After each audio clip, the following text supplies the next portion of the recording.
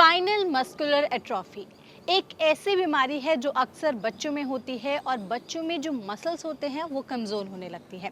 ये बीमारी आगे चलकर एक बहुत ही सीरियस प्रॉब्लम बन सकती है, क्योंकि जैसे जैसे बच्चों में मसल्स कमज़ोर होते जाएंगे तो वैसे ही चलने में, बैठने में और बहुत सी फिजिकल एक्टिविटीज़ में प्रॉब्लम हो सकती है।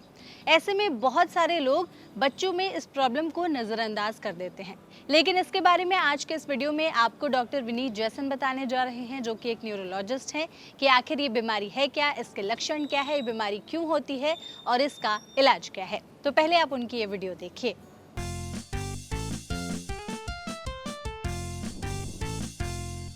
एसएमए या स्पाइनल मस्कुलर एट्रोफी जो बीमारी होती है वो ऐसी बीमारी होती है जिसके कारण बच्चों की मांसपेशियां कमजोर हो जाती हैं। इस बीमारी में जो रीढ़ की हड्डी के अंदर जो हमारा स्पाइनल कॉर्ड होता है उसमें कुछ खास सेल होते हैं जो कमजोर होने शुरू हो जाते हैं। इसके कारण जब बच्चा पैदा होता है उसको आप देखते हो कि जब वो रोता है तो उसकी आवाज ज्यादा जोर की नहीं होती, उसको अपनी गर्दन संभालने में दिक्कत होती है, वो गर्दन उसकी लटकती रहती है।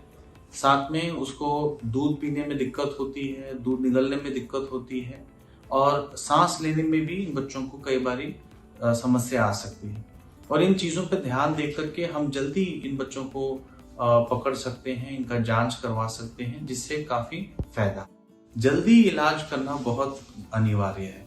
अगर हम इनका इलाज देर से शुरू करते हैं, डायग्नोसिस बाद में पता चलता है, तो जो सेल है वो ऑलरेडी जो है वो कमजोर हो चुके होते हैं। अब जब कमजोर सेल पे आप दवाई दोगे तो फिर उनका इतना फायदा नहीं है जितना कि कमजोरी शुरू होने से पहले ही, क्योंकि हमें पता है कमजोरी तो बैठने वाली है, उससे पहले ही अगर हम दवाइयां स्टार्ट कर देंगे तो फिर बच्चा जो चल नहीं पाता, जो दौड़ नहीं पाता, ये सब चीजें कर पाएगा। तो ये बहुत जरूरी है कि बीमारी शुरू होने से पहले, क्योंकि है तो जेनेटिक प्रॉब्लम, हमें पता है ये बीमारी तो आने वाली है इसको, तो उनमें ये दवाइयां स्टार्ट करके बहुत फायदा है। एसएमए का सबसे ज्यादा फायदा तभी होता है अगर इलाज सही समय से हो और जल्द से जल्द शुरू हो। ये क्यों है? क्योंकि जो रीढ़ की हड्डी के जो सेल हैं वो वीक होते जाते रहते हैं, वो कमजोर होते जाते रहते हैं। शुरुआत में तो पता नहीं चलता, क्योंकि वो सेल जितने हैं उतने कायम थे, सक्षम थे उनको सांस दिलाने में, उनको ताकत दिलाने में।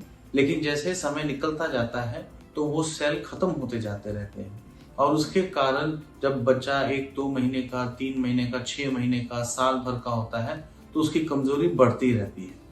अब इसमें बहुत ज़रूरी है कि हम इलाज जल्द से जल्द शुरू कराएं। जब हम जल्दी शुरू कराते हैं तो ये सेल जो मरते हैं उनको हम बचा सकते हैं, जिसके कारण बच्चे की जो ओवरऑल सेहत है, उसकी जो पूरी हाथ पैर हिलाने की क्षमता, दूध पीने की क्षमता, आगे चल के चलने की क्षमता, दौड़ने की क्षमता, वो बरकरार बनी रहती है। इससे बहुत फायदा है अगर हम उनका जल्दी डायग्नोसिस करें और जल्दी उनका ट्रीटमेंट स्टार्ट करें। जो एसएमए के बच्चे हैं उनके लिए बहुत ज़रूरी होता है कि हम उनकी बीमारी को बढ़ने से रोकें।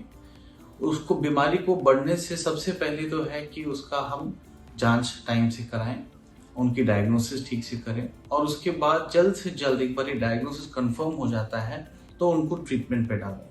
अलग अलग किस्म के ट्रीटमेंट हैं जो दिए जा सकते हैं। जो छोटे बच्चों में ट्रीटमेंट दिया जाता है और थोड़े बड़े बच्चों में उनमें थोड़ी सी वृद्धि है, थोड़ा सा फर्क है, लेकिन अलग अलग दवाइयां हैं। सिरप के तौर से भी ट्रीटमेंट है कि एक शीशी के तौर से दवाई पी जा सकती है, जो करके हमारे स्पाइनल कॉर्ड के अंदर जाकर के उन सेल को तैयार कर सकते हैं, उन तत्वों को बढ़ा सकते हैं, जिसके सहारे से जो सेल मेन जो नर्वस सिस्टम के एंटीरियर हॉर्न सेल्स हैं उनको बचाया जा सकता है, ताकि वो मरे ना, बल्कि वो कायम रहें और नए बन सके, जिसके द्वारा जो मांसपेशियां हैं उनकी ताकत पूरी बनी रह सके।